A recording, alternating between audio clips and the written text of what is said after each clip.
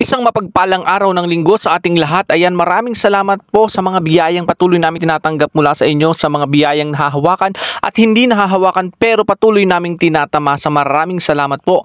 At dahil araw nga ng linggo, ayan, tayo ay nagready para magpa-car wash at pahugasan ng ating service na ito kasi halos ilang linggo na din na hindi ko napapaliguan at nahuhugasan. Baka kung nakakapagsalita nga lamang ay humiiyak na. At kasama ko nga po ang dalaginding na ito at kapag ako'y may lakad, lagi na lang gustong kasama ng daddy. Ayan, at umalis na nga kaming dalawa papunta sa labasan kasi doon kami magpapakarwas. Buti na lang malapit sa amin paglabas ng gate, iyon na. Katapat na. So dito kami magpapakarwas at dahil nga araw ng linggo marami ang nagpapalinis, nagpapahugas kaya napakahaba ng pila.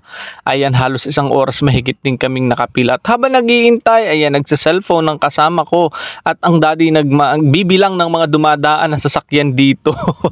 Pampaalis inip. At yun na nga habang nainip kami, naisipan namin na naalala ko meron nga palang mga tindahan dito ng pasalubong kaya lumapit kami at bumili kami ng isang pinagong Bilya Diego at itong budin na ito na napakasarap. Yan, isa sa may pagmamalaking mga pagkain dito sa Quezon. Follow for more!